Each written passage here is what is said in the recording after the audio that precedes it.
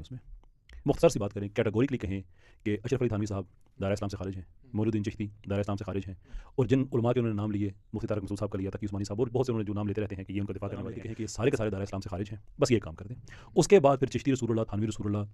Engineer محمد علی مرزا، یہ ساری باتیں ڈسکس ہوں گی لائیو، پھر چھپ کے نہیں، اپنے اپنے انٹرویوز میں نہیں، پھر لائیو میں چلا جاتا ہوں، وہاں سے پروگرام ہم لائیو کریں گے، آن لائن جو ان کا ایک چینل ہے اس پہ آ جائیں، میرے چینل پہ آ جائیں، کسی جرنلسٹ کے چینل پہ ہم چلے جاتے ہیں، انڈیپینڈنٹ بندہ ہے، میں وہاں سے پوچھنا چاہوں گا کہ یہ لوگ جن کو آپ کہتے ہیں کہ یہ دائرہ اسلام سے خارج ہیں، کس بیس پہ اپنے اسٹوڈنٹس کو آپ کہتے ہیں کہ ان کے پیچھے نمازیں پڑھنا بھی جائز ہے،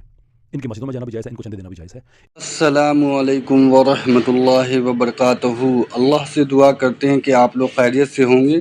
اور چیلنج ایکسیپٹڈ فور کیسر احمد رضا۔ کہ اگر یہ لوگ واقعی دائرہ اسلام سے خارج ہیں اور ختم نبوت پہ ڈاکہ مارنے کے بعد، کیونکہ آپ کا کلیم ہے ختم نبوت پہ ڈاکہ مارنے کے بعد یہ دائرہ اسلام سے خارج ہیں، تو جب آپ کہتے ہیں کہ ان کے پیچھے نمازیں پڑھنا جائز ہے تو اس کا مطلب یہ ہے کہ آپ بھی دائرہ اسلام سے خارج ہیں پھر